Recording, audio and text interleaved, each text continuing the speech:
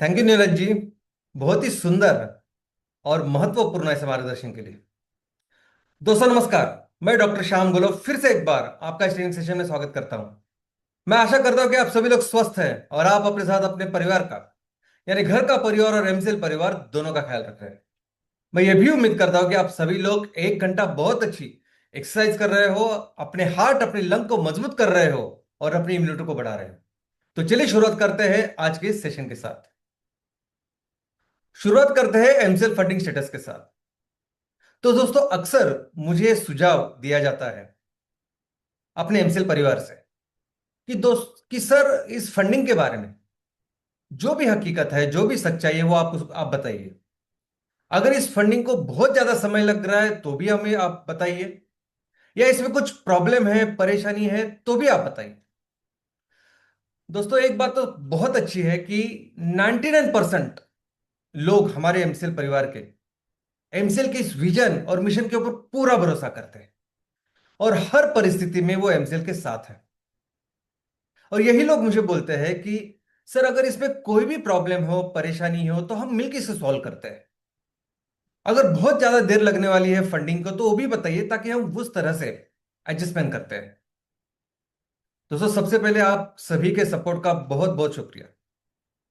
लेकिन हर बार हर शुक्रवार वेबिनार में इस फंडिंग के बारे में जो भी स्टेटस है, जो भी हकीकत मैं आपको बोलता हूं वो एक्चुअली सच्चाई होती है।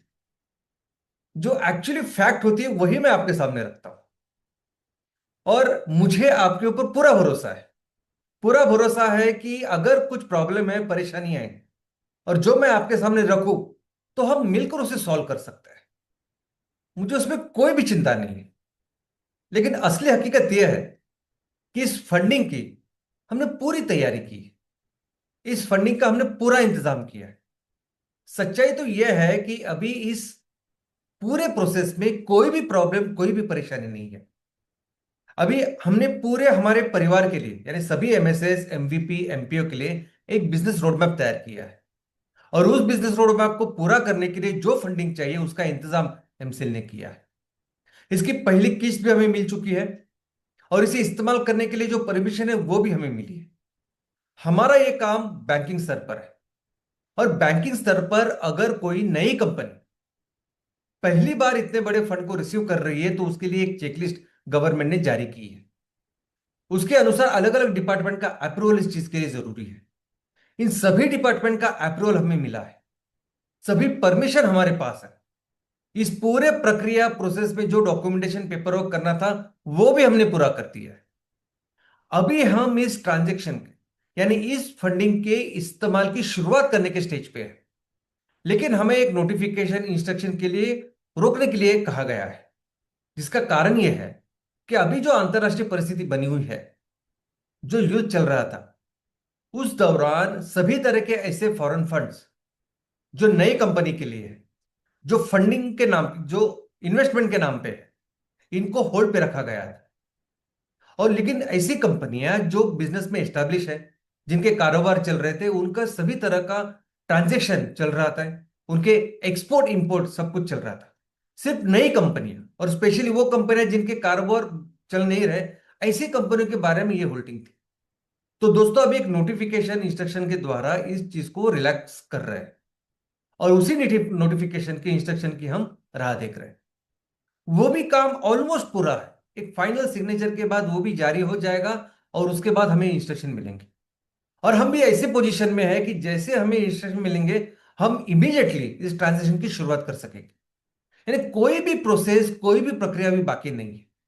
इस पूरे प्रोसेस में कोई भी दिक्कत, कोई भी प्रॉब्लम, कोई भी परेशानी नहीं है। जो अभी चीज पार्लियामेंट में चल रही है, सेशंस वगैरह, उसकी वजह से सभी के काम थोड़े थोड़े स्लो चल रहे हैं, बस इतनी चीज है। और ये कभी भी नोटिफिकेशन आ सकता है, कभी भी हम अपने ट्रांजेक्शन की शुरुआत कर सकते हैं। और दोस्तों ये जो पूरी प्रोसेस हुई है, प्रक्रिया हुई है, ये हमारे पूरे फंडिंग की राशि के लिए हुई है। यानी एक बार इस ट्रांजेक्शन की शुरुआत होने के बाद आने वाले सभी ट्रांचेस ये स्मूथ, एफिशिएंट रहेंगे और बिना किसी प्रोसेस के होंगे। हमें तो सिर्फ हर ट्रांच के बाद जैसे गवर्नमेंट ने गाइडलाइन दी है उसके अनुसार हमें यूटिलाइजेशन रिपोर्ट गवर्नमेंट को सबमिट करना है। और हमारे इन्वेस्टर की टीम बहुत अच्छी तरीके से वो करने वाली है। यानी सबसे पहले तो हमें जो लेजिटिमेट लायबिलिटी सब कंप्लीट करनी है, उसके लिए एक प्रॉपर प्रोसेस का निर्माण वो करने वाले हैं, जिसके अनुसार सभी लेजिटिमेट लायबिलिटी हम पूरी तरह से कंप्लीट करेंगे। और उससे भी महत्वपूर्ण बात है ना कि बिजनेस की शुरुआत करना, बिजनेस रोडमैप की शुरुआत करना। यानी हमारी इन्वेस्टर की टीम अभी इसको इंश्योर करने वाली है कि हर एक रुपए का हम सही दिशा में सही पर्पस के लिए इस्तेमाल करें। और दोस्तों, आज जिस परिस्थिति में हम हैं, एमसीएल में है, जो प्रॉब्लम, परेशानियां, दिक्कत आज हमें फंड रिसीव करने के लिए हो रही है, या इतना डिले और विलंब जो लग रहा है, उसका एक ही कारण है, और वो कारण है कि हमारे बिजनेस नहीं चल रहे। एमसीएल एक बिजनेस ऑर्गेनाइजेशन करके एस्टेब्लिश नहीं है।